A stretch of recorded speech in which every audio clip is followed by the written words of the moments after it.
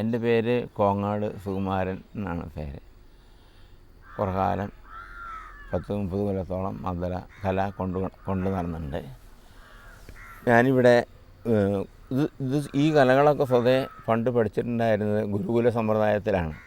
ഇത് നല്ലോണം അറിയുന്ന ഒരു ഗുരുനാഥൻ്റെ വീട്ടിൽ പോയിട്ട് അവിടെ അവർ ശുശ്രൂഷിച്ച് അവരുടെ സൗകര്യങ്ങൾക്കനുസരിച്ച് നിന്ന് അവിടെ അവർ പഠിപ്പിച്ചു കൊടുക്കും. അത് കഴിഞ്ഞിട്ടുണ്ടെങ്കിൽ പഠനം കഴിഞ്ഞിട്ടുണ്ടെങ്കിൽ ഗുരുനാഥൻ്റെ വീട്ടിലെ പ്രവൃത്തികളും ഗുരുനാഥന് വേണ്ട സ്വന്തം പ്രവൃത്തികളൊക്കെ ചെയ്ത് കൊണ്ടിരിക്കും. പിന്നെ ഇതിൻ്റെ സീസൺ പരിപാടികളായിട്ടുണ്ടെങ്കിൽ ഗുരുനാഥൻ്റെ ഒപ്പം അത്യാവശ്യം മദ്ദള ഏറ്റിക്കൊണ്ട് കൊടുക്കാനാണ് ആദ്യം പഠിക്കുക. അത് കഴിഞ്ഞിട്ടുണ്ടെങ്കിൽ പിന്നെ കുറേശ്ശെ ഗുരുനാഥൻ്റെ ഒപ്പം പ്രയോഗത്തിനും മദ്ദള പ്രയോഗങ്ങൾക്കും ഒക്കെ പോവും. ഞാൻ പഠിച്ചത് ഇവിടെ ക്ഷേത്രകലാക്ഷേത്രം എന്ന് പറഞ്ഞിട്ട് ഒരു സ്ഥാപനം ഉണ്ടാക്കുകയുണ്ടായി. ഇവിടെ ഒരു പ്രാവശ്യം ഈ ക്ഷേത്രത്തെ ഉത്സവത്തിന് വാദ്യക്കാർ വരാൻ വളരെ കുറവായിട്ട് വന്നിട്ടുണ്ടായിരുന്നു. അപ്പോൾ പിറ്റേത്തെ കൊല്ലത്തിൽ ഇങ്ങനെ കുറവ് വരുതെന്നും പറഞ്ഞിട്ട് ഇവിടെയുള്ള എല്ലാ ആൾക്കാരും ഉദ്യോഗസ്ഥന്മാരും ദേവസ്വം ജീവനക്കാരും അതല്ലാണ്ട് ഞങ്ങളിങ്ങനെ SLC പർപ്പ് കഴിഞ്ഞിട്ടിരിക്കുന്നവരൊക്കെ കൂടിയിട്ട് ഒരു സ്ഥാപനം ഉണ്ടാക്കിയിട്ട് അതിൽ ഇതങ്ങോട്ട് പഠിക്കാൻ തുടങ്ങി. കുറച്ച് ആൾക്കാർ മദ്ദളം പഠിച്ചു, കുറച്ച് ആൾക്കാർ തിമല പഠിച്ചു, കുറച്ച് ആൾക്കാർ താളം പഠിച്ചു, ഒരാൾ ഇടയ്ക്ക പഠിച്ചു. അങ്ങനെ ഒരു പഞ്ചവാദ്യ സെറ്റ് തന്നെ ഉണ്ടായി അന്നിവിടെ.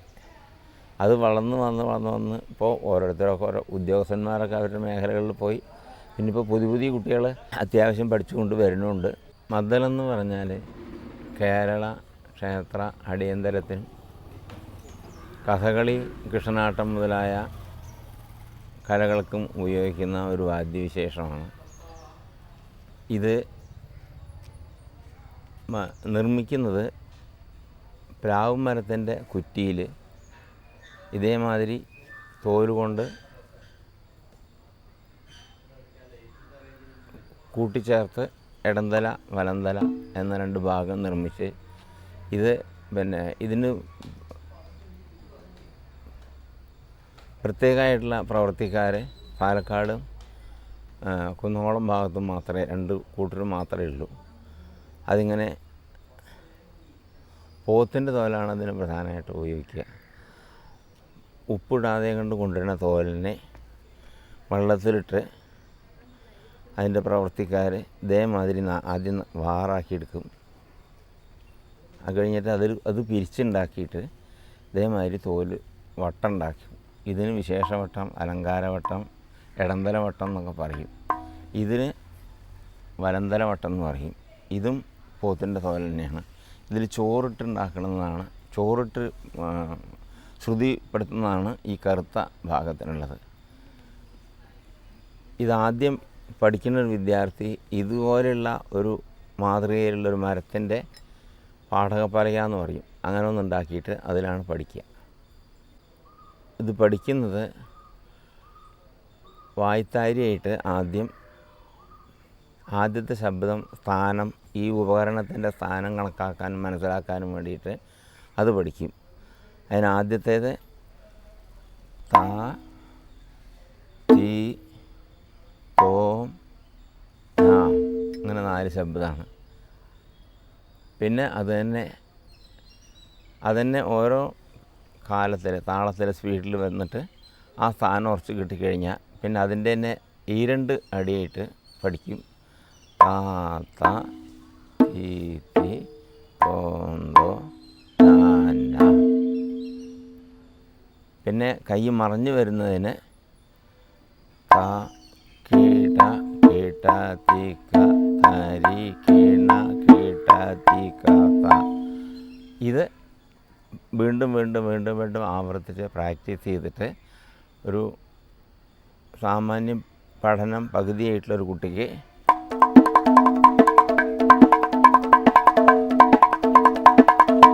എന്നുള്ള പ്രായത്തിൽ വരും. പിന്നെയും അതിനെ സ്പീഡാക്കി കൂട്ടി പ്രഗത്ഭന്മാർ അതിവിരുതുകൾ കാണിക്കുകയും ചെയ്യും. എല്ലാ ക്ഷേത്ര അടിയന്തരങ്ങൾക്കും മദ്ദളം ഉപയോഗിക്കാറുണ്ട്. പിന്നെ കലകളിലെ കഥകളി, കൃഷ്ണനാട്ടം കളി ആണ് നമ്മുടെ ഈ പ്രദേശത്തൊക്കെ പ്രധാനമായിട്ട് ഉപയോഗിച്ച് വരുന്നത്. പിന്നെ തെക്കോട്ടൊക്കെ പടയണി മുതലായതിനൊക്കെ ഇതുണ്ട്. വടക്കേ മലബാറിലും ഏതൊക്കെ ചില കലാരൂപങ്ങളിലും മദ്ദളം ഉപയോഗിക്കുന്നുണ്ട്. കുറച്ച് വ്യത്യാസം വന്നിട്ടുള്ള മദ്ദളാണ് യക്ഷഗാനം മുതലായ കാര്യത്തിന് ഉപയോഗിക്കാറുള്ളത്. ഇതിൻ്റെ സ്ഥാനം പറയുകയെന്ന് വെച്ചാൽ എല്ലാ കാര്യങ്ങൾക്കും ആദ്യമായിട്ട് ഒരു കൊട്ട് തുടങ്ങുന്നത് മദ്ദളത്തിലായിട്ടാണ് കണ്ടുവരുന്നത്. പ്രാധാന്യം വരുമ്പോഴേക്കേ ഇപ്പോൾ കഥകളിയിലാണെന്ന് വെച്ചാൽ കളിക്കുള്ള കൊട്ടേ കൊട്ടുണ്ടോ. വാദ്യവിശേഷങ്ങൾക്കാണെന്ന് വെച്ചാൽ അതായത് പഞ്ചവാദ്യം, കേളി മുതലായവയൊക്കെയാണെന്ന് വെച്ചാൽ കൊട്ടിന് തന്നെ ആണ് പ്രാധാന്യമുള്ളത്. ഇപ്പോൾ കേളി തുടങ്ങുകയാണെന്ന് വെച്ചാൽ ആദ്യം മദ്ദളത്തിൽ മാത്രമായിട്ട് കൊട്ടുന്ന കേളിയുണ്ട്, ചെണ്ടയോട് കൂടി യോജിപ്പിച്ച് കൊട്ടുന്ന ഒരു കേളിയുണ്ട്. മദ്ദളത്തിന് പ്രധാനം കേളിയുടെയാണ് വ്യക്തിപരമായിട്ടുള്ള പ്രാഗൽഭ്യം തെളിയിക്കാനുള്ള ഒരു പരിപാടി. കേളിക്ക് ആദ്യം ഒന്ന് ശബ്ദപ്പെടുത്തി കൊലമ്പി കൊട്ടുക എന്ന് പറയും. അതിന് മദ്ദളം മാത്രമായിട്ട് കൊട്ടുമ്പോൾ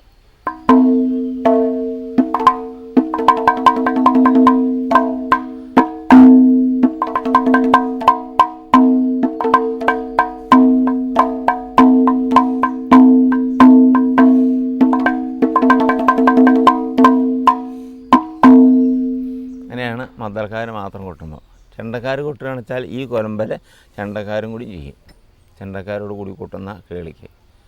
പിന്നെ അതിന് മുഖം എന്ന് പറഞ്ഞിട്ടുള്ള ഒരു സ്ഥാനമുണ്ട്.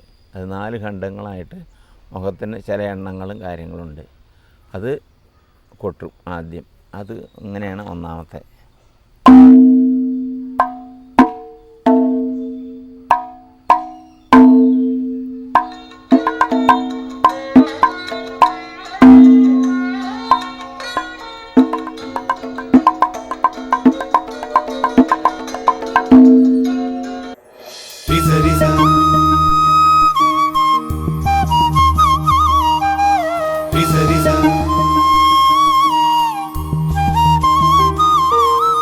Risa, risa.